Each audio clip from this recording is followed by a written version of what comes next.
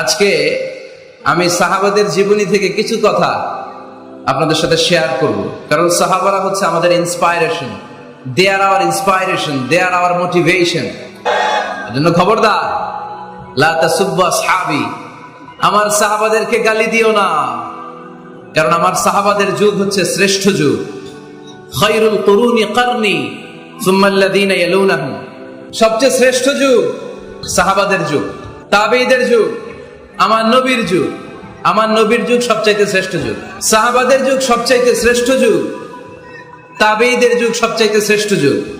নাকি এখন যে বিজ্ঞানের উৎকর্ষতার যুগ, আমাদের রকেট আছে, রকেট লঞ্চার আছে, ব্যালিস্টিক ক্ষেপণাস্ত্র আছে, আমরা বঙ্গবন্ধু স্যাটেলাইট আকাশে পাঠিয়েছি, গোটা বিশ্বকে আমরা চোখ ধাঁধানো অনেক কিছু দিয়েছি, তাই বলে কি আমাদের যুগ শ্রেষ্ঠ যুগ? কথা বলেন। খায়রুল কুরুনি কারনি, আল্লাহর হাবিব সাল্লাল্লাহু আলাইহি ওয়াসাল্লাম বললেন আমার যুগ শ্রেষ্ঠ যুগ। সুম্মাল্লাযীনা ইয়ালুনাহুম, এরপর আমার সাহাবীদের যুগ শ্রেষ্ঠ যুগ।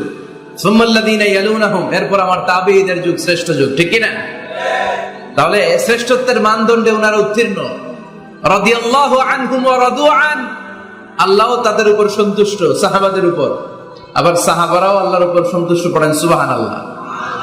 এর চেয়ে বড় ঘোষণা, এর চেয়ে বড় তাকাররুবাত কোন মানুষের পক্ষে আর হতে পারে? আল্লাহ কোন ওলির জন্য বলে নাই যে আল্লাহ তাদের উপর সন্তুষ্ট। শাহিদদের জন্য আল্লাহ সরাসরি এই স্টেটমেন্ট দেন নাই যে শাহিদদের উপর আমি সন্তুষ্ট। সালেহীনদের জন্য আল্লাহ এই স্টেটমেন্ট দেন নাই যে তাদের উপর আমি সন্তুষ্ট, তারাও সন্তুষ্ট। শুধুমাত্র, কেবলমাত্র, একমাত্র সাহাবা রিদওয়ানুল্লাহি তাআলা আলাইহিম আজমাইন, শুধুমাত্র, কেবলমাত্র, একমাত্র উনাদের ক্ষেত্রে আল্লাহ বলেছেন আমি সাহাবাদের উপর সন্তুষ্ট, আর সাহাবাও আমাকে পেয়ে সন্তুষ্ট। আওয়াজ করে পড়েন আল্লাহু আকবার। এজন্য ওনারা হচ্ছে আমাদের model. The companions of our beloved prophet, they are our model.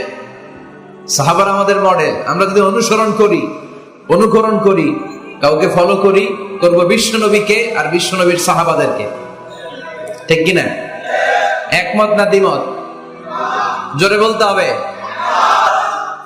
এজন্য রব্বুল আলামিন বলেন মুহাম্মাদুর রাসূলুল্লাহি ওয়াল্লাযীনা মাআহু আশিদ্দাউ আলাল কুফফারি রুহামাউ বাইনাহুম। মুহাম্মদ সাল্লাল্লাহু আলাইহি ওয়াসাল্লাম হলেন আল্লাহর রাসূল। আরে আল্লাহর রাসূলের সাথে যারা থাকে মানে সাহাবারা, আশিদ্দাউ আলাল কুফফার, তারা কাফেরদের ব্যাপারে বজ্র কঠোর, রুহামাউ বাইনাহুম, নিজেরা পুষ্পকোমল। পড়েন সুবহানাল্লাহ। সাহাবারা কাফেরদের ব্যাপারে কি? বজ্র কঠোর। আওয়াজ করে বলতে হবে, কাফেরদের ব্যাপারে কি? বজ্র কঠোর। আর নিজেরা পুষ্পকোমল। আমরা হয়ে গেছি উল্টা, আমরা নিজেরা বজ্র কঠোর, তাই না? একজন আরেকজনের ছায়া দেখতে পারি না, একজন আরেকজনের নাম শুনতে পারি না। আমরা যে ভাই, আমরা যে মুসলিম, এটা আমরা ভুলে গেছি। ঠিক কিনা? আমাদের কোরআন কয়টা? একটু আওয়াজ করে বলতে হবে, কোরআন কয়টা? আমাদের রব কয়জন? নবী কয়জন? কাবা কয়টা? বাইতুল্লাহ কয়টা? মসজিদে নববী কয়টা? বদরের মাঠ কয়টা? উহুদের মাঠ কয়টা? কিন্তু আমাদের মধ্যে ঠেলাঠেলি আছে না নাই? আমাদের প্রভু এক নবীর উম্মত, জীবন বিধানে ওই শিবানী কোরআন। তবে কেন এক নও হে মুসলমান, এক হও করি আহ্বান। ঠিক কিনা? বাইতুল্লাহ এক, মদিনা শরীফ এক, উহুদ পাহাড় এক, বদরের মাঠে একটা তো জীবন আর মরণ যে একটাই, একে সাথে মিলে মিশে একটাই প্রাণ। তবে কেন এক নও হে মুসলমান, এক হও করি আহ্বান। ঠিক কিনা? এখন সময় এসেছে এক হওয়ার, এক প্ল্যাটফর্মে চলে আসা। আলাদা থাকার সময় নাই। কারণ যখন আমরা একা তখন আমরা ব্যক্তি। খেয়াল করে শুনেন, যখন আমরা একা তখন আমরা ব্যক্তি, আর যখন আমরা সবাই মিলি তখন আমরা শক্তি। ঠিক কিনা? কিন্তু আমরা একে অপরকে দেখতে পারি না। আমরা মুসলিম, আমরা ভাই ভাই, এটা আমরা ভুলে গেছি। শুধু আমি আপনি ভাই না, একজন কাফেরও আমার ভাই, একজন হিন্দু আমার ভাই, একজন খ্রিস্টানও আমার ভাই, একজন নাস্তিকও আমার ভাই। ভাতৃত্ব তিন ধরনের। একটা হচ্ছে আল উখুয়া আন-নাসাবিয়্যা, রক্তের বাঁধনের ভাই। আমার মায়ের পেটের যে ভাই, সে হচ্ছে আমার রক্তের ভাই। আরেকটা হচ্ছে আল উখুয়া দ্বীনিয়া, দ্বীনি ভাই। আমরা সবাই কি ভাই? আওয়াজ করে বলতে হবে, মুসলমান কি ভাই? দ্বীনি ভাই। আরেকটা হচ্ছে আল উখুয়া আল ইনসানিয়্যা, মানবতার দিক থেকে ভাই। কারণ আমাদের সবার আদি পিতা একজন, তিনি কে? আদম আলাইহিস সালাম। সবার আদি পিতা একজন আদম, আদি মাতা একজন হাওয়া। সেই দৃষ্টিকোণ থেকে হিন্দু, মুসলমান, বৌদ্ধ, খ্রিস্টান, নাস্তিক সবাই কি? আওয়াজ করে বলতে হবে, সবাই কি? দেখেন, খ্রিস্টান আমার ভাই, হিন্দু আমার ভাই, নাস্তিক আমার ভাই, কিন্তু আমরা মুসলমান একে অপরকে ভালোবাসতে জানি না, কাছে টানতে জানি না, বুকে টানতে জানি না। এজন্য বিভেদ ভুলে যান, বিভেদের প্রাচীরকে ভেঙে চুরমার করে দেন। সবাই একসাথে হয়ে যায়, এক হয়ে যায়, নেক হয়ে যায়। বরকত নাজিল করবে কে? তো সাহাবাদের বৈশিষ্ট্য বলতে গিয়ে আল্লাহ তাআলা বললেন আশিদ্দাউ আলাল কুফার, সাহাবারা কাফেরদের ব্যাপারে বজ্র কঠোর। রুহামাউ বাইনাহুম, নিজেরা পুষ্প কোমল, দিলদরিয়া। আমরা হয়ে গেছি উল্টা, আমরা নিজেরা বজ্র কঠোর, তাই না? নিজেরা বজ্র কঠোর। আমরা নিজেরা যেন বজ্র কঠোর না হই, একে অপরের সাথে যেন হিংসা প্রকাশ না করি, বিদ্বেষ প্রকাশ না করি।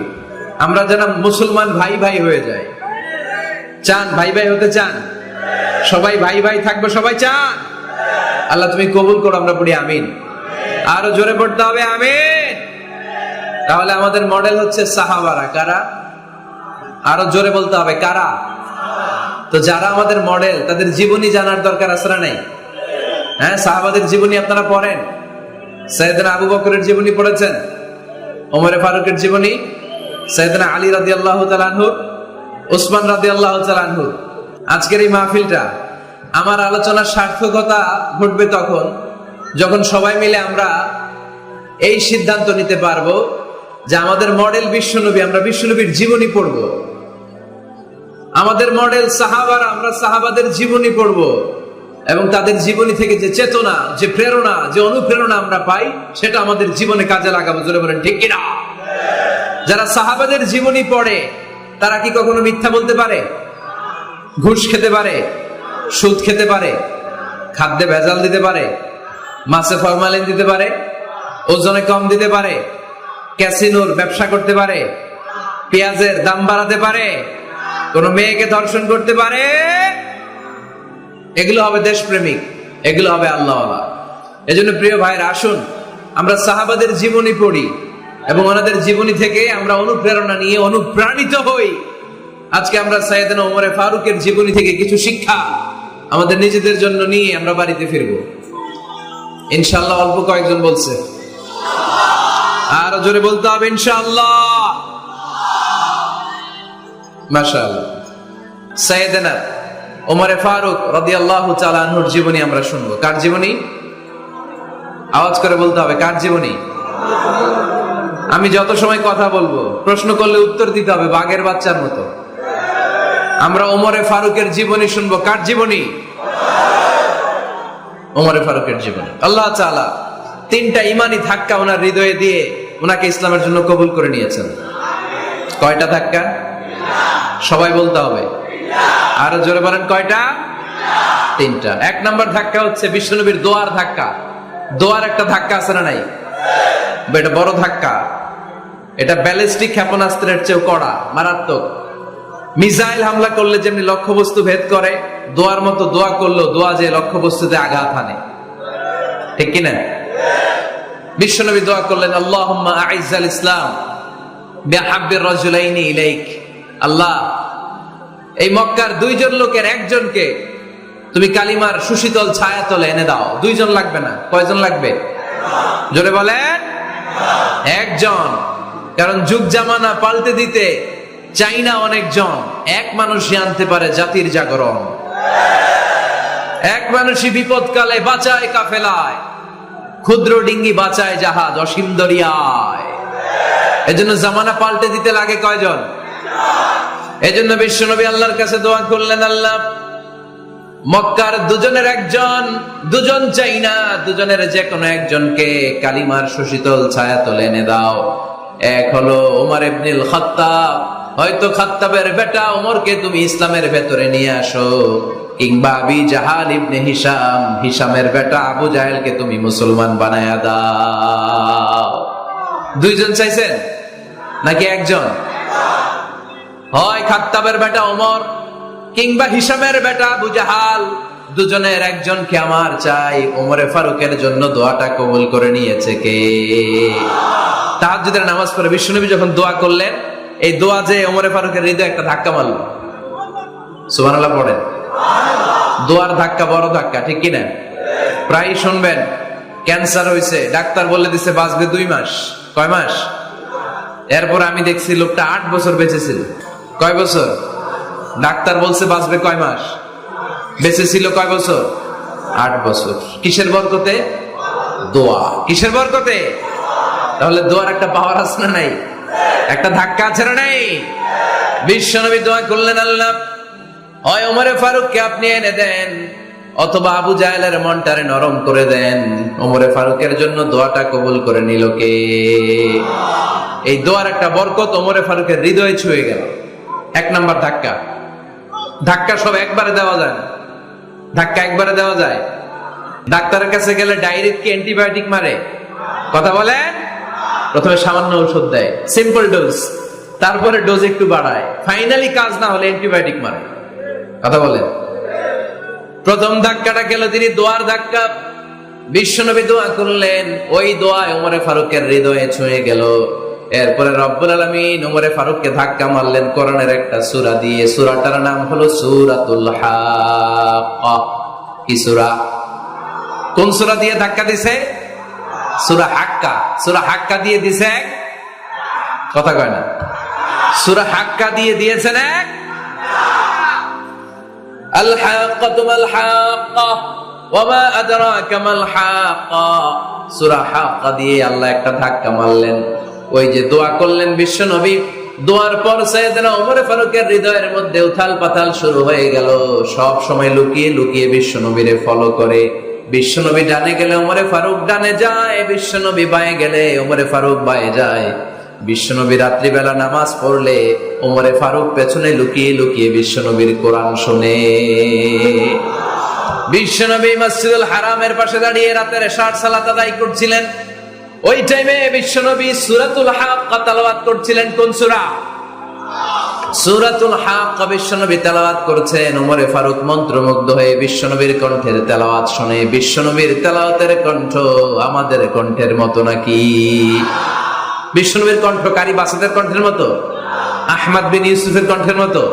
আমার নবীর কণ্ঠের সুরের ঝংকারের সাথে পৃথিবীর কোন কারি সাহেবের তুলনা চলবে? কত মধুর, কত সুন্দর, কত অসাধারণ তেলাওয়াত করতেন আমার বিশ্বনবী। একবার তেলাওয়াত শুনলে পাগল না হয়ে কেউ থাকতে পারতো না। বিশ্বনবী ওমরে ফারুককে দেখেন নাই। ওমরে ফারুক লুকিয়ে লুকিয়ে বিশ্বনবীরে ফলো করে। বিশ্বনবী এশার সালাতে সূরা হাক্কা তেলাওয়াত করতে আরম্ভ করলেন। তেলাওয়াত করতে করতে করতে করতে বিশ্বনবী সামনের দিকে যেতে লাগলেন। বিশ্বনবীর চমৎকার কণ্ঠের তেলাওয়াত শুনে ওমরে ফারুক মুগ্ধ হতে লাগলো। ওমরে ফারুক অবাক, কিরে এত সুন্দর শব্দের গাঁথনি, এত সুন্দর বাক্য, এত সুন্দর অন্তমিল, এত সুন্দর কথা, এটা কবিতার মতো লাগে। মনে হয় মুহাম্মদ কবি হয়ে গেছে। কি হয়ে গেছে? সবাই বলেন। মনে হয় মুহাম্মদ কবি হয়ে গেছে, কাব্য প্রতিভা দিয়ে নিজেই কবিতা বানাইছে। ওমরে ফারুক যখন মনে মনে ভাবলেন এগুলো মনে হয় মুহাম্মদ কবিতা পড়ে, মুহাম্মদ মনে হয় কবি হয়ে গিয়েছে। ইন দা মিন টাইম বিশ্বনবী তেলাওয়াত করছিলেন সূরা হাক্কা থেকে, ওয়ামা হুয়া বিকাউলি শাইরিন কলিলাম মা তুমিনুন। এই আয়াতের অর্থ হলো এটা কোনো কবির বানানো কবিতা নয়, তোমরা অল্প সংখ্যক লোকই এই কোরআনের উপরে ঈমান আনো। সুবহানাল্লাহ পড়ে। বিশ্বনবী ওমরে ফারুককে দেখছে নাকি? কথা কয় না, দেখেছে না? বিশ্বনবীর মতো তেলাওয়াত করে যাচ্ছে। ওমর ফারুক যখন মনে করলেন কি রে এই কথাগুলো এত সুন্দর, এটা মনে হয় কবিতা। ইন দ্য মিন টাইম বিশ্বনবী যে আয়াতটা তেলাওয়াত করছিলেন, কোইন্সিডেন্টলি দৈবাত মিলে গিয়েছে। ওই আয়াতের অর্থ ছিল এটা কোনো কবির বানানো কবিতা না, খুব অল্প সংখ্যকই তোমরা ঈমান আনো। এবার তো ওমর ফারুক আটকে উঠলেন। ঘটনা কি? আমি মনে মনে ভাবলাম মোহাম্মদ কবি, আর যেটা পড়তেছে এটা কবিতা, কিন্তু মোহাম্মদ আমার দেখেও নাই, কিন্তু বলতেছে এটা কবির বানানো কবিতা না। তাহলে মোহাম্মদ মনে হয় গণক হয়ে গেছে। কার মনে কি চলে না দেখেই বলতে পারে। নাউজুবিল্লাহ পড়বেন না? ওমর ফারুক এবার মনে মনে ভাবে মোহাম্মদ তাহলে কবি না, আগেরটা ভুল ধারণা আমি করেছি। মোহাম্মদ কবি নয়, মোহাম্মদ হলো গণক। আওয়াজ করে পড়েন নাউযুবিল্লাহ। মোহাম্মদ মানুষের মনে কি চলে গণনা করে সব টের পেয়ে যায়, সব বুঝতে পারে। বিশ্বনবী তখন যে আয়াতটা তেলাওয়াত করছিলেন সেটা হলো ওয়ালা বিকাউলি কাহিনিন কলিলাম মা তাযাক্কারুন। বিশ্বনবী তখন যে আয়াতটা তেলাওয়াত করছিলেন, এই আয়াতের অর্থ হলো এটা কোনো গণকের বানানো কথা নয়, খুব অল্প সংখ্যক লোকই তোমরা উপদেশ গ্রহণ করো। বিশ্বনবী ওমর ফারুককে দেখে? কথা কয় না, দেখে না, কিন্তু মিলে যাচ্ছে। ওই আয়াতের পরের আয়াতটা ছিল এটা গণকের বানানো কোনো গণনা নয়, খুব অল্প সংখ্যকই তোমরা ঈমান আনো। এবার তো ওমর ফারুক বেহুশ। হায় হায়, প্রথমে ভাবলাম কবিতা, সে পড়ে যাচ্ছে না কবির বানানো কবিতা না। এরপর মনে মনে ভাবলাম মনে হয় গণক, সে বলে না এটা গণকের বানানো গণনা নয়। তাহলে এটা কি? এটা কি? কি এটা? কি পড়ে মুহাম্মদ, যার কণ্ঠের তেলাওয়াত শুনলে মানুষ পাগল হয়ে যায়। বিশ্বনবী তখন পড়তে আরম্ভ করলেন তানজিলুম মির রাব্বিল আলামিন। এর মানে হলো এটা কবিতা না, এটা গণকের বানানো গণনা না, মানুষের বানানো কিচ্ছু না, এটা গোটা বিশ্বের রব আল্লাহ পাকের বাণী। সুবহানাল্লাহ পড়েন। এই 2 নাম্বার ডোজ করলো। প্রথম ডোজ পড়ছে দোয়ার ডোজ। প্রথম ডোজ কিসের? দোয়া। 2 নাম্বার সূরা হাক্কা দিয়ে আল্লাহ দিলেন এক ধাক্কা। এই সূরা হাক্কার ওই ঘটনার পর ওমর ফারুক তো পাগল পড়া। কি ঘটে গেল আমার সাথে ওই দিন? আমি মনে মনে যা ভাবি সব মোহাম্মদ বুঝে। আল্লাহ 2 নাম্বার ডোজ দিলেন সূরা হাক্কা দিয়ে এক ধাক্কা। সুবহানাল্লাহ পড়েন। এরপর ওমর ফারুক প্রায় বিশ্বনবীর কথা ভাবেন, বিশ্বনবী কোথায় যান লুকিয়ে লুকিয়ে দেখেন। এবার রব্বুল আলামিন ভাবলেন এবার সূরা তাহা দিয়ে আমি 3 নাম্বার ডোজ দিয়ে দিব। পড়েন সুবহানাল্লাহ। এবার 3 নাম্বার ডোজ পাবেন, কিন্তু শয়তান ওয়াসওয়াসা দিচ্ছে, ওমর ফারুক যাও, মক্কায় ঘোষণা হয়েছে মুহাম্মদের কল্লা এনে দিতে পারলে এত এত স্বর্ণ মুদ্রা। শয়তানের ওয়াসওয়াসায় আবার ভুল পথে হাঁটতে লাগলেন সাইয়েদনা ওমর। নাঙ্গা তরবার নিয়ে বিশ্বনবীর মাথা কাটার জন্য বের হয়ে গেলেন। বনু জাহারা গোত্রের একটা লোক বলে ওমর তুমি কোথায় যাও? ওমরে ফারুক বলেন মুহাম্মাদের কল্লা কাটার জন্য যাচ্ছি। পড়েন নাউজুবিল্লাহ। আবু জাহারা গোত্রের লোক বলে তুমি মুহাম্মাদের কল্লা কাটতে যাও? আরে তোমার বোন ফাতেমা বিনতে খাত্তাব আর তোমার বোনের জামাই সাঈদ, এরা তো দুজন কালিমা পড়ে মুসলমান হয়ে গেছে। আরে মুহাম্মাদের কল্লা পরে কেটো, আগে ঘর সামলাও। যে ওমর আগে ঘর সামলাও, পরে তুমি মুহাম্মাদের কল্লা কাটতে যাও। ওমরে ফারুক রেগে গেলেন, রাস্তা ঘুরিয়ে বাড়ির দিকে চলতে আরম্ভ করলেন। রাগে তিনি গড়গড় করছেন। ওমরে ফারুকের বোন ফাতেমা বিনতে খাত্তাব, বোনের জামাই সাঈদ, তাদের দুইজনকে খাব্বাব রাদিয়াল্লাহু তাআলা আনহু সূরা তাহা ঘরের ভিতরে তেলাওয়াত করে শোনাচ্ছিল। পড়েন সুবহানাল্লাহ। সূরা তাহা দিয়ে আল্লাহ একটু পরে ধাক্কা মারবে আরেকটা। ওমরে ফারুক যখন আসলেন, ওমরে ফারুকের আওয়াজ শুনে খাব্বাব রাদিয়াল্লাহু তাআলা আনহু লুকিয়ে গেলেন। ওমরে ফারুক দরজার মধ্যে কড়া নাড়লেন। বোন বলে কে তুমি? সাইয়েদনা ওমর বললেন আমি ওমর। খুলে দেওয়া হলো। ঘরের ভেতরে ঢুকেই কথা নাই বার্তা নাই, নিজের আপন বোনকে মারতে শুরু করলো ওমর। বোন জামাইকে আঘাত করতে শুরু করলো। মারতে মারতে নিজের কলিজার টুকরা বোনকে, বোনের জামাইকে সাইয়েদনা ওমরে ফারুক পিটাতে পিটাতে রক্তাক্ত করে ফেললেন। গা দিয়ে ফিনকি বের হয়ে যখন রক্ত বের হয়, সাইয়েদনা ওমরে ফারুকের দিলের মধ্যে মায়া তৈরি হয়ে যায়। সাইয়েদনা ওমরে ফারুক বললেন আমার কলিজার টুকরা বোন, আর বোন জামাই, তোরা কেন মুহাম্মাদের কথায় পাগল হলি? বুঝলাম না কেন মক্কার লোকগুলো পাগল পড়া হয়ে সব মুহাম্মাদের দলে চলে যায়। কি এমন কথা মুহাম্মদ তোদের শোনায়, কি এমন বাণী তোদের শোনায় যে বাণী শুনে সব তোরা মুহাম্মাদের দলে চলে গেলি? কি আছে মুহাম্মাদের কাছে? কি কি জাদুটা? কি কি জাদু পেলি সেখানে? আমার একটু দেখা। বোন ফাতেমা বলে, না ভাই, ইন্নাকা রিজিস, তুমি নাপাক, লা ইয়ামাসসুহু ইল্লাল মুতাহহারুন, পাক পবিত্র না হয়ে আল্লাহর এই কালামে স্পর্শ করা যায় নাকি? আওয়াজ করে বলেন, স্পর্শ করা যায়? ভাই তুমি গোসল করে আসো, তাহলে তোমার হাতে তুলে দিব, তুমি পড়লেই বুঝতে পারবা কি আছে আল্লাহর এই কোরআনে। সুবহানাল্লাহ পড়েন। সাইয়েদনা ওমর ফারুক গোসল করে আসলেন। বোন এবার সূরা তাহা, চামড়ার মধ্যে সূরাতু তাহার কিছু অংশ লিখে খাব্বাব রাদিয়াল্লাহু তাআলা আনহু লুকিয়েছিলেন ওনার হাত থেকে। সূরা তাহার অংশটা নিয়ে সাইয়েদনা ওমর ফারুকের বোন ওমর ফারুকের হাতে দিয়ে বলল, ভাই তুমি আসার আগে এই অংশটা সবাই মিলে তেলাওয়াত করছিলাম। ওমর ফারুকের হৃদয়টা তখন একেবারে নরম, কারণ আগে ধাক্কা খাইছে কয়টা? জোরে বলতে হবে। প্রথম ধাক্কাটা কিসের? হ্যাঁ, দোয়া। দ্বিতীয়টা হাক্কা, সূরার নাম হাক্কা দিয়ে দিছেন আল্লাহ ধাক্কা। এবার দিবে সূরা তাহার ধাক্কা। ওমর ফারুক হাতে নিলেন, খুব ভালো আরবি জানতেন, চমৎকার আরবির অর্থ বুঝতেন, কারণ আরবি ভাষাভাষী মানুষ। হাতে নিয়ে নজর দেওয়ার পরে ওনার চোখ দিয়ে দাঁড় দাঁড় করে পানি বের হয়ে গেল। ওমর ফারুক আয়াতগুলোর দিকে তাকিয়ে পড়তে আরম্ভ করলেন। তাহা মা আনজালনা আলাইকাল কুরআনা লিতাশকা ইল্লা তাযকিরাতান লিমান ইয়াখশা তানজিলাম মিম্মান খালাকাল আরদা ওয়াস সামাওয়াতিল উলা। পড়েন সুবহানাল্লাহ। উনি পড়তে আরম্ভ করলেন, তাহা মা আনজালনা আলাইকাল কুরআনা লিতাশকা, এই কোরআনকে হতভাগা জাতি হিসেবে থাকার জন্য তোমাদের উপর নাজিল করি নাই।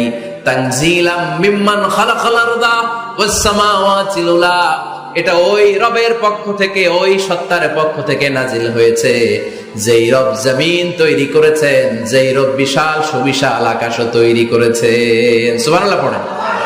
সূরা তাহার এই চমৎকার অসাধারণ শব্দ গাঁথনি দিয়ে এই আয়াতগুলো যখন পড়তে আরম্ভ করলেন, ওমর ফারুক আর নিজের উপর ব্যালেন্স রাখতে পারলেন না, আর ধরে রাখতে পারলেন না। এবার ডাইরেক্ট অ্যাকশন। এবার কি? এবার কি? 3 নাম্বার ধাক্কা খেয়ে, সূরা তাহার ধাক্কা খেয়ে আর সামলাতে পারলেন না, পাগলের মতো হয়ে গেলেন। বলতে আরম্ভ করলেন, আইনা মুহাম্মদ, মুহাম্মদ কোথায়? সাইয়েদনা খাব্বাব বললেন, বিশ্বনবী সাফা পাহাড়ের পাদদেশে দারুল আরকাম ইবনে আবিল আরকামের ঘরে বসে বসে লুকিয়ে লুকিয়ে কোরআনের দাওয়াত দিচ্ছে। ওমর, তুমি যদি মুহাম্মদ সাল্লাল্লাহু আলাইহি ওয়াসাল্লামের দেখা পেতে চাও, তাড়াতাড়ি দারুল আরকামের ঘরের দিকে ছুটে যাও। ওমর ফারুক তলোয়ার নিয়ে ছুটলেন, পাগলের মতো ছুটলেন, আর ধৈর্য ধারণ করতে পারেন না। বিশ্বনবীর নূরানী চেহারাটা একবার দেখার জন্য পাগলের মতো ছুটতে আরম্ভ করলেন। ওমর ফারুককে দারুল আরকামের কাছে আসতে দেখে বিশ্বনবীর চাচা হামজা ইবনে আব্দুল মুত্তালিব এসে বলে, নবী তাড়াতাড়ি দারুল আরকামের ঘর থেকে আপনি পালিয়ে অন্য কোথাও চলে যান। ওই যে ওমর ইবনে খাত্তাব নাঙ্গা তলোয়ার নিয়ে আপনার উপর আক্রমণ করার জন্য ছুটে আসছে গো নবী। বিশ্বনবী বললেন, ও আমার সাহাবারা, ও আমার চাচা হামজা, সবাই আপনারা সরে যান, ওমরে আসতে দেন, ওমরে বাধা দিয়েন না। কারণ কিছুদিন আগে তাহাজ্জুদের নামাজ পড়ে আমি আল্লাহর কাছে একটা বিশেষ দোয়া করেছি, আমার মন বলছে ওই দোয়াটা আল্লাহ কবুল করতে শুরু করেছে। ওমর ফারুক চলে আসলেন, এসে কোনো কথা নাই, চিৎকার দিয়ে বললেন, আশহাদু আল্লা ইলাহা ইল্লাল্লাহ ওয়া আশহাদু আন্না মুহাম্মাদান আবদুহু ওয়া রাসূলুহু, আমি সাক্ষ্য দিলাম আল্লাহ এক, অদ্বিতীয়, আল্লাহ ছাড়া কোনো ইলাহা নাই, নিশ্চয় আপনি মুহাম্মদ আল্লাহর বান্দা এবং রাসূল। সুবহানাল্লাহ পড়েন। এই কালমা শাহাদাতের ভেতরে আল্লাহর কথা, আমার নবীর কথা ঢুকিয়ে দিয়েছে কে? ঝিনুকের ভেতর লুকিয়ে থাকে যেমন মতি, ঝিনুকের ভেতর লুকিয়ে থাকে যেমন মতি, কালমা শাহাদাতে আছে আল্লাহর জ্যোতি, কালমা শাহাদাতে আছে আল্লাহর জ্যোতি। পড়েন, ঝিনুকের ভেতর লুকিয়ে থাকে যেমন মতি, ঝিনুকের ভেতর লুকিয়ে থাকে যেমন মতি, কালমা শাহাদাতে আছে আল্লাহর জ্যোতি, কালমা শাহাদাতে আছে আল্লাহর জ্যোতি। পড়েন আল্লাহু আকবার। ওই শাহাদাতের জ্যোতি সাইয়েদনা ওমর ফারুকের হৃদয়টারে উজালা করে দিল। দুনিয়ার সব ভয়কে পেছনে ফেলে এক আল্লাহর ভয়কে অন্তরে ধারণ করে আওয়াজ করে বললেন, আশহাদু আল্লা ইলাহা ইল্লাল্লাহু ওয়াহদাহু লা শারীকা লাহু ওয়া আশহাদু আন্না মুহাম্মাদান আবদুহু ওয়া রাসূলুহু। পড়েন সুবহানাল্লাহ। তিনটা ধাক্কা। কয়টা? সবাই বলতে হবে কয়টা? প্রথম ধাক্কাটা দোয়া, দ্বিতীয় ধাক্কা হাক্কা, তৃতীয় ধাক্কা সূরা তাহা। তিনটা ধাক্কার মাধ্যমে সাইয়েদনা ওমর ফারুককে মুসলমানদের লিডার বানায় দিল কে? ওমর ফারুক কালিমা পড়ে মুসলমান হয়ে গেছে। মুসলিম সাহাবাদের মধ্যে আনন্দের বন্যা বয়ে গেল। বিশ্বনবী খুশি হয়ে গেলেন, আল্লাহ শুকরিয়া করলেন, আল্লাহ তুমি আমার দোয়া ফিরিয়ে দাও নাই। আমি বলেছি দুজনের একজনকে চাই, তুমি ওমরে ফারুককে দান করেছো। পড়েন আলহামদুলিল্লাহ। এবার ওমরে ফারুক বিশ্বনবীর প্রশ্ন করলেন, নবী আলাসনা আলাল হক, আমি প্রশ্ন করি উত্তর দেন, আমরা কি সত্যের উপর নাই? বিশ্বনবী বললেন, বালা ওমর, আমরা এই সত্যের উপরে আছি। আমাদের কোরআন কি সত্য নয়? বিশ্বনবী বললেন, কোরআনও সত্য। আমাদের রব আল্লাহ কি সত্য নন? বিশ্বনবী বললেন, সত্য। ওমরে ফারুক বললেন, তাহলে ফিমাল ইখতিফা, তাহলে লুকিয়ে লুকিয়ে আর গোপনে দাওয়াতি কাজ কেন? আপনি সত্য নবী, কোরআন সত্য কিতাব, আমার রব আল্লাহ সত্য, আর আমি ওমর কালিমা পড়ে মুসলমান হয়ে গিয়েছি, তাহলে ফিমাল ইখতিফা, আর লুকিয়ে লুকিয়ে কোরআনের দাওয়াত দিবেন কেন? বের হন, মক্কার শহরের মাঝখানে চলে আসেন, চিৎকার করে আমরা আল্লাহর নামের ঘোষণা দেব। বিশ্বনবী ডেকে বললেন, না ওমর, এটা মাক্কি জীবন, ওমর এটা মাক্কি জীবন, এখানে দাওয়াতি কাজ করব লুকিয়ে লুকিয়ে আস্তে আস্তে। আল্লাহ যখন আমাদেরকে বিজয়ী করে দিবেন তখন আমরা প্রকাশ্যে দাওয়াত দিলে কোনো সমস্যা নাই। সাইয়েদনা ওমর ফারুক বলেন, না ও নবী, আমার উপর ছেড়ে দেন, আমি দেখবো আপনি আমারে শুধু মক্কার জামিনে একটা মিছিল দেওয়ার অনুমতি দেন। কিসের অনুমতি? আল্লাহর নামের তাকবীর দেওয়ার অনুমতি দেন। বিশ্বনবী বললেন, ঠিক আছে, সাবধানে তাকবীর দিও। ওমর ফারুক তাকবীর দেওয়ার জন্য লোক খুঁজতে আরম্ভ করলেন। মুসলিম 11 জন সাহাবাকে খুঁজে পেলেন। কয়জন? ওমর ফারুক বললেন 11 জনই চলবে। 11 জনকে 2 লাইন করলেন। কয় লাইন? পিছনে 6 জন, সামনে 5 জন। পিছনের লাইনের নেতা বানিয়ে দিলেন বিশ্বনবীর চাচা হামজা ইবনে আব্দুল মুত্তালিবকে। প্রথম লাইনের 5 জনের নেতৃত্ব দিতে আরম্ভ করলেন সাইয়েদনা ওমর ফারুক নিজেই। 2 লাইন তাকবীর দিতে জানলে বেশি মানুষ লাগে না, 10 জন দিয়ে গোটা বিশ্বটারে কাঁপিয়ে দেয়া যায়। 11 জন, 6 আর 5। ওমর ফারুক সামনে দাঁড়ালেন। ওমর ফারুক সামনে দাঁড়িয়ে এবার আল্লাহর নামের স্লোগান দিবেন। ওমর ফারুক বলেন, আমরা খুব লম্বা চূড়া স্লোগান দিব না, খুব ছোট্ট, দারুল আরকামের ঘর থেকে কাবা ঘর পর্যন্ত, বাইতুল্লাহ পর্যন্ত, এতটুকু জায়গা আমরা তাকবীর দিতে দিতে সামনের দিকে এগোবো, পৃথিবীর কোনো শক্তি আমাদেরকে থামায় দিতে পারবে না। ওমর ফারুক তখন 1 বাক্যের একটা ভাষণ দিলেন। কয় বাক্যের? ওমর ফারুক সামনে দাঁড়িয়ে বললেন, মান আরাদা আন তাসকুলা উম্মু ইয়াতামা ওয়ালাদু তারমিলা যাওজাতুহু ফালিয়াসুদ্দানি। কে আছো?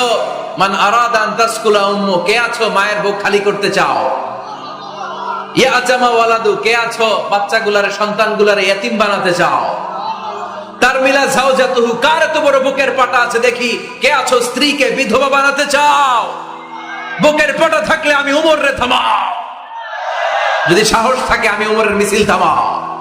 ওমর ফারুক শুরু করলেন, আল্লাহু আকবার, আল্লাহু আকবার, আল্লাহু আকবার। স্লোগান দিতে দিতে সাইয়েদনা ওমর ফারুক কাবার গিলাফ যে স্পর্শ করলেন, ওমর ফারুকের এই স্লোগান কেউ থামাতে পারে নাই। কিয়ামত পর্যন্ত এই আল্লাহর নামের স্লোগান কেউ থামাতে পারবে না। চিল্লায় বলো ঠিক কিনা? ওমর ফারুকের স্লোগান সেদিন মক্কায় কেউ থামাইতে পারছিল? আওয়াজ করে বলতে পারছিল? এখনো আল্লাহর নামের স্লোগান কেউ থামাই দিতে পারবে? কিয়ামত পর্যন্ত আমার রবের স্লোগান কেউ থামাতে পারবে? পারবে না।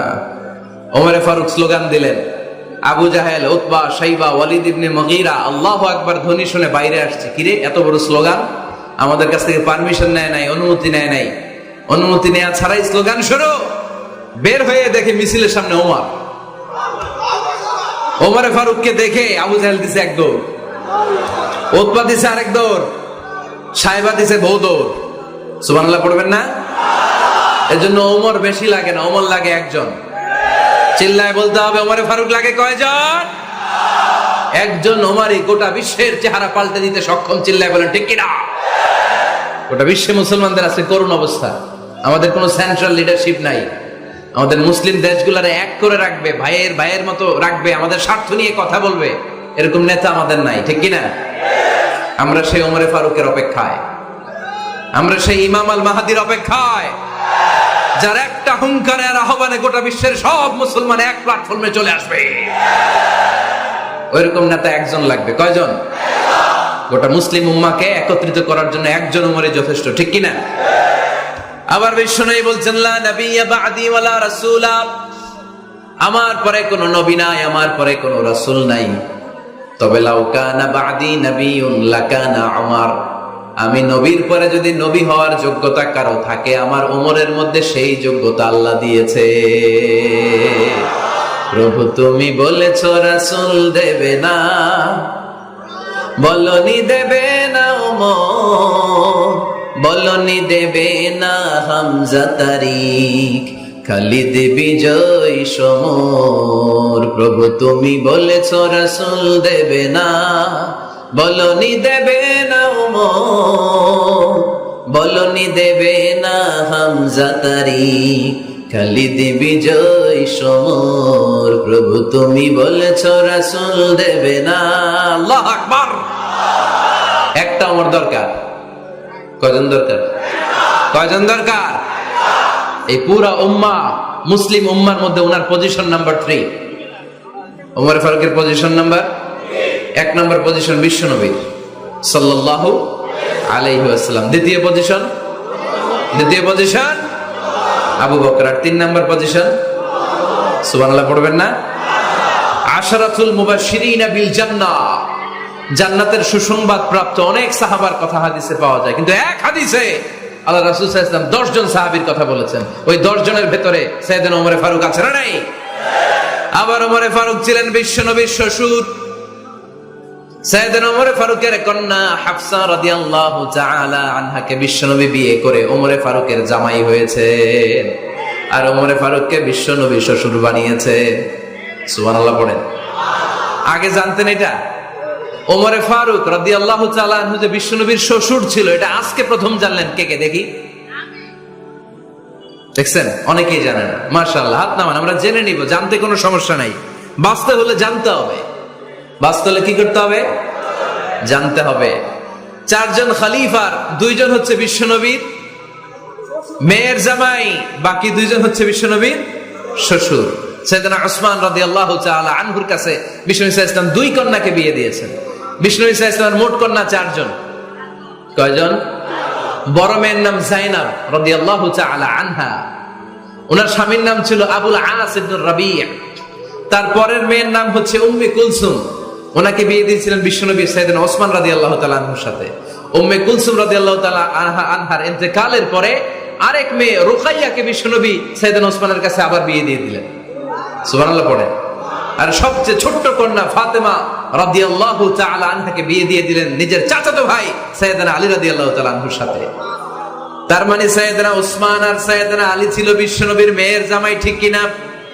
আর সাইয়েদনা আবু বকর রাদিয়াল্লাহু তাআলা আনহুর কন্যা আয়েশা রাদিয়াল্লাহু তাআলা আনহাকে বিশ্বনবী বিয়ে করে আবু বকর রাদিয়াল্লাহু তাআলা আনহুকে বানালেন শ্বশুর। আর ওমর ফারুকের কন্যা হাফসা রাদিয়াল্লাহু তাআলা আনহাকে বিয়ে করে ওমর ফারুককেও বানালেন শ্বশুর। তাহলে 4 খলিফার 2 জন জামাই। 2 জন? আওয়াজ করে বলতে হবে, 4 খলিফার 2 জন, বাকি 2 জন। উমরে ফারুক রাদিয়াল্লাহু তাআলা আনহুকে আল্লাহ তাআলা জ্ঞানও দিয়েছেন, আবার প্রজ্ঞাও দিয়েছেন। জ্ঞান আর আল্লাহর ভয়, তাকওয়া। আমার প্রিয় ভাইরা, রামগঞ্জের ভাইরা, তাই না? রামগঞ্জের ভাইরা, কোন ব্যক্তিকে যদি আল্লাহ তাআলা জ্ঞান দেয়, আবার যদি তাকওয়ার গুণ দেয়, জ্ঞানও আছে আবার আল্লাহর ভয়ও আছে, এই লোকের কেউ থামায় রাখতে পারবে না। এরা কেউ থামায় রাখতে পারে না, সে গোটা বিশ্ব জয় করবে। সাইয়েদনা ওমরে ফারুককে আল্লাহ তাআলা জ্ঞানও দিয়েছেন, আবার তাকওয়াও দিয়েছেন। সুবহানাল্লাহ পড়েন। বিশ্বনবী সাল্লাল্লাহু আলাইহি ওয়াসাল্লাম স্বপ্ন দেখলেন, বিশ্বনবী দুধ খাচ্ছেন, আঙ্গুলের ভেতর দিয়ে ফাঁক দিয়ে দুধ বের হয়, বিশ্বনবী দুধ খাচ্ছেন। খেতে খেতে একটু দুধ আঙ্গুলে লেগে আছে, এই আঙ্গুলটা কারো মুখে না দিয়ে বিশ্বনবী সাল্লাল্লাহু আলাইহি ওয়াসাল্লাম ওমরে ফারুকের মুখের ভেতরে ঢুকাই দিলেন। অতিরিক্ত দুধটা ওমরে ফারুক খেলেন। সাহাবারা বললেন, মাযা ওয়ালতা বিহি ইয়া রাসূলুল্লাহ, হে আল্লাহর রাসূল, এই স্বপ্ন দিয়ে কি বুঝালেন? বুঝলাম না। বিশ্বনবী সাল্লাল্লাহু আলাইহি ওয়াসাল্লাম বললেন, আউয়ালতু বিহি আল ইলম, এটা দিয়ে আমি জ্ঞান বুঝিয়েছি, কারণ অতিরিক্ত দুধের অংশটা আমি কাউরে না দিয়ে ওমরকে দিয়েছি, তার মানে ওমরের জ্ঞানের কোনো তুলনা হয় না। এজন্য স্বপ্নে যদি কেউ দেখেন আপনি দুধ পান করছেন, এটা প্রমাণ করে আল্লাহ তাআলা আপনাকে দ্বীনের জ্ঞান দান করবে। আবার বিশ্বনবী সাল্লাল্লাহু আলাইহি ওয়াসাল্লাম আবার আরেক রাতে স্বপ্ন দেখলেন, সাহাবারা লাইন ধরে বিশ্বনবীর সামনে দাঁড়ানো, কোন সাহাবার জামা নাভি পর্যন্ত, কোন সাহাবার জামা হাঁটু পর্যন্ত, কোন সাহাবার জামা টাকনু পর্যন্ত, কোন সাহাবার জামা আরো ছোট, কিন্তু ওমরে ফারুকের জামা বিশ্বনবী দেখলেন এত বড়, টেনে হিচড়ে হিচড়ে বিশ্বনবীর সাথে চলছে। সুবহানাল্লাহ পড়বেন না? সাহাবারা বললেন, মাযা ওয়ালতা বিহি ইয়া রাসূলুল্লাহ, হে আল্লাহর রাসূল, এটা দিয়ে আপনি কি বুঝাতে চাইলেন? বিশ্বনবী বললেন, আউয়ালতু বিহি আত তাকওয়া, এটা দ্বারা আমি দ্বীন, দ্বীনদারি বোঝালাম, তাকওয়া বোঝালাম। সুবহানাল্লাহ পড়েন। বিশ্বনবী দেখলেন কোন সাহাবার জামা এতটুকু, কোন সাহাবার জামা এত লম্বা, কোন সাহাবার জামা পা পর্যন্ত লম্বা। আর সাইয়েদনা ওমর ফারুককে দেখলেন, ওনার জামা এত লম্বা, ওমর ফারুক টেনে হিচড়ে জামা নিয়ে চলতেছে। বিশ্বনবী বুঝাতে চাইলেন, ওমরের যেহেতু জামা লম্বা, ওমরের ভেতরে আল্লাহর ভয়, দ্বীনদারিও খুব বেশি। চিল্লায় বলেন ঠিক কিনা? জ্ঞানও দিয়েছেন, আবার দ্বীনদারিও দিয়েছেন। এই দুইটা জিনিস যদি থাকে, এই পৃথিবীতে তাকে সফল রাষ্ট্রনায়ক বানায় দেয় কে? আবার এই পৃথিবীর বুকে যত নারীরা জান্নাতে যাবে, সব নারীদের সর্দারিনী হবে সাইয়্যিদাতুনা ফাতিমা রাদিয়াল্লাহু তাআলা আনহা। এই দুনিয়াতে যত যুবকরা জান্নাতে যাবে, তাদের সর্দার হবে সাইয়েদনা হাসান আর হুসাইন রাদিয়াল্লাহু তাআলা আনহুমা। আর এই দুনিয়ার বুকে যত বয়স্ক মানুষেরা জান্নাতে ঢুকবে, তাদের নেতৃত্ব দিবেন সাইয়েদনা আবু বকর আর সাইয়েদনা ওমর। বয়স্ক যারা আছেন, আপনাদের নেতৃত্ব দিবে কে? হ্যাঁ, একজন কয় আল্লাহ। না, আল্লাহ তো তোমার জান্নাত দিবে, তোমার জান্নাতে নিয়ে যাবে কে? সাইয়েদনা আবু বকর, সাইয়েদনা ওমর। আর ইয়াং যারা তোমরা এসেছো, তোমরা যখন জান্নাতে ঢুকবে, তোমাদের লিডারশিপ নিবে কে? হাসান আর হুসাইন রাদিয়াল্লাহু তাআলা আনহুমা। আর নারীরা যারা জান্নাতে প্রবেশ করবে, এই নারীদের নেতৃত্ব দিবে বিশ্বনবীর কলিজার টুকরা, নয়নের পুটুলি সাইয়্যিদাতুনা ফাতিমা রাদিয়াল্লাহু তাআলা আনহা। সুবহানাল্লাহ পড়বেন না? Omar Farooq, the super hero of Muslim ummah. আমরা কাদেরকে সুপার হিরো বানায় রাখছি আমরা জানি না। এই নায়ক নায়িকা, গায়ক গায়িকা, মডেলরা, চোখ ধাঁধানো গ্ল্যামার নিয়ে যারা চলে, এরা আমাদের মডেল নয়। আমাদের মডেল সাইয়েদনা ওমর ফারুক। ঠিক কিনা? ঠিক কিনা? ওমর ফারুক মসজিদে নববীর খতিব, খুতবা দিচ্ছেন। আপনারা কথা শুনতেছেন? কষ্ট হচ্ছে? মনোযোগ আছে না গেছে? আছে? আচ্ছা, আরো কয়েক মিনিট শুনবেন না? আচ্ছা। ওমর ফারুক রাদিয়াল্লাহু তাআলা আনহু জুমার খুতবা দিচ্ছেন। ওমর ফারুক জুমার খুতবা দিচ্ছেন। কিসের খুতবা? খুতবার মাঝখানে হঠাৎ চিৎকার মেরে বললেন, ইয়া সারিয়াত ইবনে জানিমিল জাবাল, ইয়া সারিয়াত ইবনে জানিমিল জাবাল, ইয়া সারিয়াত ইবনে জানিমিল জাবাল। মানে এই সারিয়া, এইদিকে না, জাবাল পাহাড়ের দিকে, জাবাল জাবাল, গো টু দা মাউন্টেন, পাহাড়ের দিকে যাও। এই কথা বলে আবার থেমে খুতবা দেওয়া শুরু করলেন। সাহাবারা আগামাথা কিছুই খুঁজে পেল না। আগের কথার সাথেও মিল নাই, পরের কথার সাথেও মিল নাই।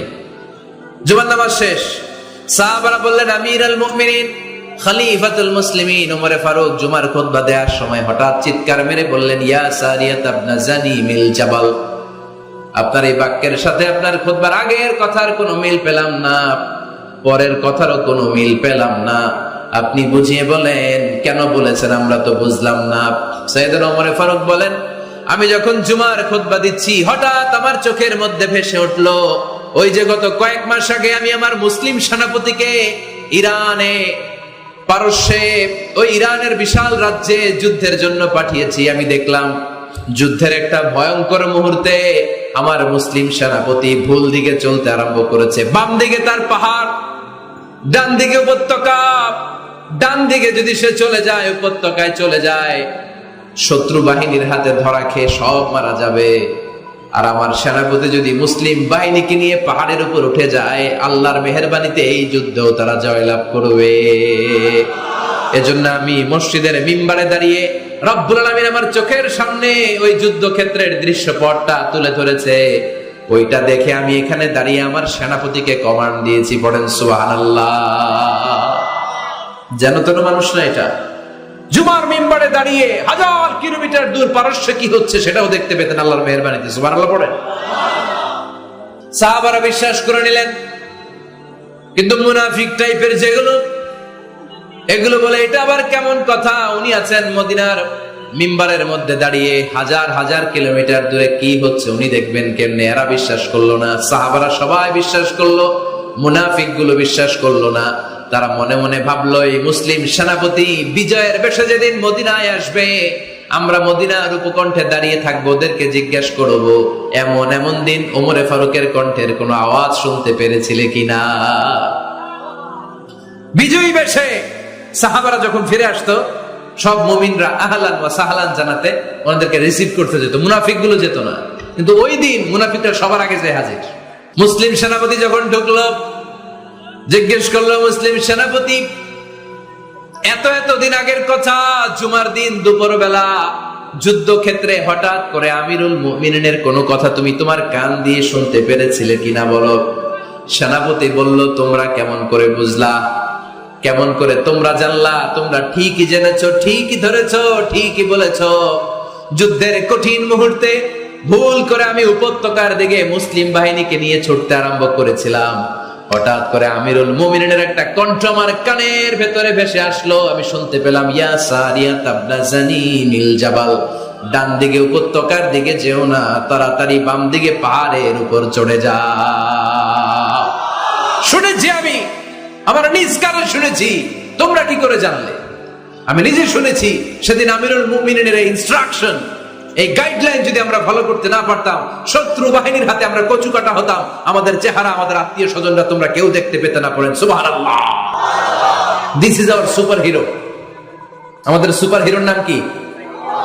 চিল্লায় বলতে হবে, ওমর ফারুক রাদিয়াল্লাহু তাআলা আনহু। এভাবে গাইডলাইন দিয়েছেন উম্মাহকে, এভাবে ইনস্ট্রাকশন দিয়েছেন। ওমর ফারুকের ব্যাপারে বিশ্বনবী বলেছেন, আশাদ্দুহুম ফি আমরিল্লাহি উমর, আল্লাহর জমিনে আল্লাহর দ্বীন বাস্তবায়নের ক্ষেত্রে আমার ওমরে ফারুকের চাইতে কঠিন কেউ ছিল না। এজন্য ওমরে ফারুককে মুনাফিকরা জমের মতো ভয় পেত। কারা ভয় পেত? এমনকি শয়তানও ভয় পেত। সুবহানাল্লাহ পড়েন। বিশ্বনবী বলতেন, মা লাকিয়াকা শাইতানু সালিকান ফাজ্জান ইল্লা সালাকা ফাজ্জান গায়রা ফাজ্জিন। ওমর, তোমার যদি ইবলিস শয়তান এই রাস্তা দিয়ে হেঁটে আসতে দেখে, ইবলিস শয়তান এই রাস্তা রেখে দিয়ে অন্য রাস্তা দিয়ে হাঁটে। ওমর, তুমি যদি এই রাস্তা দিয়ে হাঁটো, শয়তান জীবনে ওই রাস্তা দিয়ে হাঁটবে না, এই রাস্তা ধুয়ে আরেক রাস্তা দিয়ে হাঁটে। সুবহানাল্লাহ কইতে পারলেন না? আল্লাহর হাবিব সাল্লাল্লাহু আলাইহি ওয়াসাল্লামের স্ত্রীরা মাঝে মাঝে রাসূল সাল্লাল্লাহু আলাইহি ওয়াসাল্লামের কাছে বায়না ধরতো, নবী আমাদেরকে এইটা দেন, ওইটা দেন, আমাদের ঘরে এইটা নাই, ওইটা নাই। বিশ্বনবীকে, আমার কাছে কিচ্ছু নাই, থাকলে এমনি থাকো, নাইলে যাও। কিন্তু বিবিরাও ছাড়ে না, নবী আমাদের এটা দেন, ওইটা দেন, বায়না ধরছে সব বিবিরা। বিষ্ণুবীর স্ত্রী ছিল কয়জন? হ্যাঁ, কয়জন? 11 জন। দাসী 2 জন, সব মিলে 13 জন। 11 স্ত্রী ধরছে, নবী এটা দেন, ওইটা দেন। বিষ্ণু বলে কিছু নাই, স্ত্রীরাও ছাড়ে না। ইন দ্য মিন টাইম বিষ্ণুনবী হঠাৎ একটা সালাম শুনতে পেলেন। কে যেন দরজার মধ্যে এসে দাঁড়িয়ে নক দিচ্ছে আর বলছে, আসসালামু আলাইকুম ওয়া রাহমাতুল্লাহ। বিশ্বনবী সালামের উত্তর দিলেন ওয়া আলাইকুমুস সালাম ওয়া রাহমাতুল্লাহ। আর বিশ্বনবী বুঝতে পেলেন এটা সাইয়েদনা ওমর ফারুকের কণ্ঠ। কার কণ্ঠ? সালামের উত্তর দিয়ে বিবিদের দিকে তাকায় দেখে একটা বিবিও নাই, সব অন্দর মহলে দৌড়। সুবহানাল্লাহ কইবেন না? এটারে ভয়ের কারণে দৌড় এটা বলে না, শ্রদ্ধার কারণে, তার হাইবাতের কারণে, হাইবাত পার্সোনালিটি, এটাকে বলে হাইবাত ওমর। ওমর ফারুকের হাইবাত পার্সোনালিটি এত স্ট্রং ছিল, ওনাকে দেখলেই মানুষ ভয় পেত। ইসলামের জন্য ভয়। সুবহানাল্লাহ পড়তে হবে। বিশ্বনবীর কলিজার টুকরা স্ত্রী আম্মা জান আয়েশা রাদিয়াল্লাহু তাআলা আনহা, উনি নিজে ওমর ফারুককে ভয় পেতেন, নিজেও ভয় পেতেন। মাঝে মাঝে বিশ্বনবীর সাথে ঝগড়া হয়ে গেলে, মধুর ঝগড়া, ভালোবাসার ঝগড়া যদি হয়ে যেত, বিশ্বনবী বলতেন আয়েশা চলো মিটমাট করে ফেলি, ঝগড়া করে কয়দিন থাকবো, চলো মিটমাট করি। তো মিটমাট করার জন্য রাজি আছো? আম্মা জান আয়েশা বলতেন হ্যাঁ রাজি আছি। তো কারে আনা যায়? ওমর রে ডেকে আনি মিটমাট করার জন্য। আয়েশা রাদিয়াল্লাহু তাআলা আনহা বলে ওরে বাপ রে বাপ, ওমর না না, ওমর গালিজ, ওমরে ফারুকের ভয় লাগে আমার। সুবহানাল্লাহ কইবেন না? বিশ্বনবী যখন বলতেন আয়েশা তাহলে তোমার আব্বুকে ডেকে আনি, আম্মা জান আয়েশা বলতেন ঠিক আছে আব্বুরে ডেকে নিয়ে আসেন। আবু বকর রাদিয়াল্লাহু তাআলা আনহুরে ডেকে নিয়ে আসেন। আমার আব্বুর মতো নরম দিলের মানুষ আমি জীবনে দেখি নাই। আবু বকর রাদিয়াল্লাহু তাআলা আনহু খুব নরম দিলের লোক ছিলেন, তার বিপরীতে ওমর ফারুক ছিলেন খুব কঠিন মেজাজের। দুইটাই লাগে, কথা কও। নরমও যেমন লাগে, গরমও লাগে। নরম গরমের সমন্বয় দরকার আছে না নেই? আমার সুপার হিরো ওমর ফারুক রাদিয়াল্লাহু তাআলা আনহু। আমরা যাদের আমাদের ছোট্ট বাচ্চা আছে, ঘরে 2 বছর 3 বছরের শিশু আছেন আমাদের, রাতের বেলা দেখুন খেতে চায় না, খালি মায়েরা জ্বালায়। তো মা তখন বলে এই খাও নাইলে ভূত আসবে, ওই যে বিড়াল আসবে, বাঘ আসবে, ভাল্লুক আসবে, এগুলো বলে না? এগুলো বলে ভুলিয়ে বালিয়ে বাচ্চাকে ভয় দেখে খাওয়াতে চায়। লক্ষ্মীপুরে আপনারা কিসের ভয় দেখান?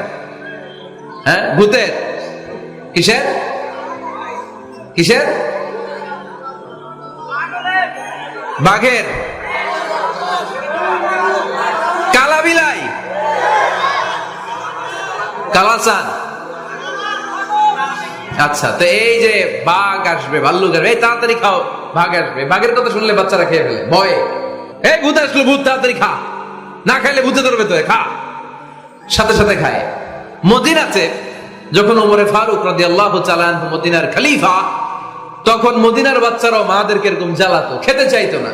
মায়েরা খাবার নিয়ে বাচ্চাদের পেছনে ঘুরতো। তখন মদিনার মায়েরা বাচ্চাদেরকে বলতো তাড়াতাড়ি খাও, হা হুয়া ইয়াতি উমর, হুয়া উমর, তাড়াতাড়ি খাও, ওই যে ওমর আসতেছে, ওমর, ওমর আসতেছে শুনলেই বাচ্চারা তাড়াতাড়ি খেয়ে ফেলতো, বাঘের মতো ভয় পেত। চিল্লায় পড়েন আল্লাহু আকবার। মুসলিম ইতিহাসে প্রথম চিফ জাস্টিস আবু বকর রাদিয়াল্লাহু তাআলা আনহু যখন খলিফা, চিফ জাস্টিস বানাই দিয়েছেন ওমর ফারুককে। সর্বপ্রথম কোরআন সংকলনের পরামর্শ দিয়েছেন সাইয়েদনা ওমর ফারুক। এই যে কোরআন 114 সূরা 30 পারা, আগে কি এরকম ছিল? কথা কন না কেন? আগে গাছের পাতায় লেখা ছিল, পশুর চামড়ায় লেখা ছিল, ওটের হাড্ডির মধ্যে লেখা ছিল কোরআন। এভাবে যখন হাফেজে কোরআন সাহাবারা শহীদ হতে আরম্ভ করলো, এক যুদ্ধে টানা 70 জন হাফেজে কোরআন সাহাবা নিহত হলেন, শহীদ হলেন। ওমর ফারুক তখন আবু বকর রাদিয়াল্লাহু তাআলা আনহুর কাছে যেয়ে বললেন, আবু বকর আপনি কোরআন জমা করেন, সব কোরআনের কপিগুলো একসাথে করে এরকম একটা কোরআন করেন। আবু বকর বললেন না, আমার নবী যেটা করেন আমি এটা করতে পারি না। কিন্তু ওমর ফারুক ছাড়েন, আর এটা করেন, করলে ভালো হবে, গোটা মুসলিম উম্মাহ উপকৃত হবে। বারবার বারবার বারবার সাইয়েদনা আবু বকর রাদিয়াল্লাহু তাআলা আনহুকে এত জোরাজুরি করতেছিলেন, অবশেষে আবু বকর রাদিয়াল্লাহু তাআলা আনহু বললেন, ওমর ফারুকের জোরাজুরিতে এই কাজের জন্য আল্লাহ তাআলা আমার হৃদয়টারে খুলে দিলেন। আল্লাহ আমার হৃদয়ের ভিতরে ইলহাম করে দিলেন, আর আল্লাহ বুঝাতে চাইলেন, আবু বকর ওমরের কথাই শোনো, ওমর যেটা বলে তেমনটাই করো। কারণ ওমর ফারুককে বলা হয় মুহাদ্দিস। কি বলে? সবাই বলেন কি বলে? মুহাদ্দিস না মিয়া? মুহাদ্দিস মানে যে হাদিস বিশারদ, আর মুহাদ্দিস মানে যার মুখ থেকে আল্লাহর কথাগুলো বেরোয়। আল্লাহ কি বলতে চায়, আল্লাহ তাআলা ওই কথাগুলো, ওই ভাবনাগুলো ওই লোকের মুখ দিয়ে বের করে দেয়। জোরে বলেন সুবহানাল্লাহ। বিশ্বনবী বললেন লিকুল্লি উম্মাতিন মুহাদ্দিস, সব উম্মতের মধ্যে আল্লাহ তাআলা একজন করে মুহাদ্দিস পাঠায়। আমার উম্মতের মধ্যে মুহাদ্দিস লোকটার নাম হলো ওমর। বিভিন্ন সময়ে ওমরে ফারুক যেমনটা ভাবতেন ঠিক তেমন তেমন কোরআনের আয়াত পাঠিয়েছে কে? মদিনার সবচেয়ে বড় মুনাফিকের নাম হচ্ছে আব্দুল্লাহ ইবনে উবাই ইবনে সালুল। নাম শুনছেন? মুনাফিক চিনেন তো আপনারা? ভিতরে এক বাইরে আরেক, তার নাম সর্দার হচ্ছে আব্দুল্লাহ ইবনে উবাই ইবনে সালুল। ইন্তেকালের পরে তার ছেলে আব্দুল্লাহ এসে বলে, ইয়া রাসূলুল্লাহ, চমৎকার ঘটনা, মনোযোগ দিয়ে শুনেন। ইয়া রাসূলুল্লাহ, আমার আব্বা আব্দুল্লাহ ইবনে উবাই ইবনে সালুল মুনাফিকদের লিডার, আপনিও জানেন আমিও জানি, কিন্তু আমার তো বাবা, আমার কি, আমার তো মায়া লাগে। ইয়া রাসূলুল্লাহ, আমার আব্বা ইন্তেকাল করেছে, আপনার গায়ের একটা জামা খুলে দেন। কি খুলে দেন? এই জামাটা দিয়ে আমার বাবার দাফন দেব, আর আপনি যে আমার বাবার জানাজার নামাজের ইমামতি করবেন, আসেন। ওমরে ফারুক বললেন, না, আপনি যাবেন না। বিশ্বনবী দয়ার নবী, মায়ার নবী, রহমতের নবী, মায়া লেগে গেছে, আব্দুল্লাহর চোখের পানি দেখে যেতে আরম্ভ করলেন। ওমরে ফারুক বললেন, খবরদার, নবী যাবেন না। বিশ্বনবী যাওয়ার জন্য রওনা হলেন। ওমরে ফারুক বিশ্বনবীর জুব্বা টেনে ধরলেন। সুবহানাল্লাহ কোন? আমাদের দেশে হইলে কি বলতাম আমরা? বেয়াদবি করছে না? না, সম্পর্কটা এমন ছিল। ওমরে ফারুক জুব্বা টেনে ধরেছেন। যখন আল্লাহ আয়াত নাযিল করলেন, ইস্তাগফির লাহুম আও লা তাস্তাগফির লাহুম ওয়া ইন তাস্তাগফির লাহুম 70 মাররাতান ফালাই ইয়াগফিরুল্লাহু লাহুম। বিশ্বনবী ওমর ফারুককে সরিয়ে দিয়ে জুব্বাটা হেঁচকা টান মেরে জানাজার নামাজের ইমামতি করে আসলেন। আসার সাথে সাথে ওমরে ফারুকের পক্ষে আল্লাহ আয়াত নাযিল করলেন, নবী, ইস্তাগফির লাহুম আও লা তাস্তাগফির লাহুম, আপনি মুনাফিক সর্দারের জন্য ক্ষমা চান কিংবা না চান, জুব্বা দেন কিংবা কাঁদেন, যাই করেন না কেন, 70 বার যদি এই মুনাফিক সর্দারের জন্য আপনি ক্ষমা চান, আমি আল্লাহ আপনার এই দোয়া কবুল করব না। খবরদার, এটাই ফার্স্ট, এটাই লাস্ট। আর কোন মুনাফিকের জানাজা দিতে আপনি যাবেন না। ওমর ফারুকের পক্ষে কোরআনের আয়াত নাযিল করেছে কে? ওইরকম ওমর আমাদের কয়টা লাগবে? চিল্লায় বলতে হবে কয়টা? কারণ সাইয়েদনা ওমর ফারুক আমাদের অনুপ্রেরণা, সাইয়েদনা আবু বকর আমাদের অনুপ্রেরণা, হামজা আমাদের অনুপ্রেরণা, সাইয়েদনা বেলাল ইবনে রাবাহ আমাদের অনুপ্রেরণা। নায়ক নায়িকা, গায়ক গায়িকা আমাদের অনুপ্রেরণা নয়। এজন্য আমরা সাহাবীদের জীবনী পড়ব। রাজি আছেন? আওয়াজ করে বলেন আল্লাহ। আরো জোরে বলেন আল্লাহ। নবীর সাহাবারা আমাদের মডেল। আমরা যেন সাহাবাদের দেখানো পথে মতে থাকতে পারি, চলতে পারি, আমল করতে পারি, সমাজটারে পরিবর্তন করতে পারি। তুমি তৌফিক দাও, আমিন। আরো জোরে পড়ি আমিন। আমরা যারা সাহাবাদের জীবনী পড়ি, ওমরে ফারুকের জীবনীতে এরকম অসাধারণ অনেক অনুপ্রেরণা আপনি খুঁজে পাবেন।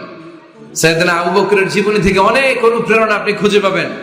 এগুলো আপনার ঈমানকে চাঙ্গা করবে, আল্লাহর পথে অটুট থাকতে আপনাকে সহায়তা করবে। রাজি আছেন তো সবাই?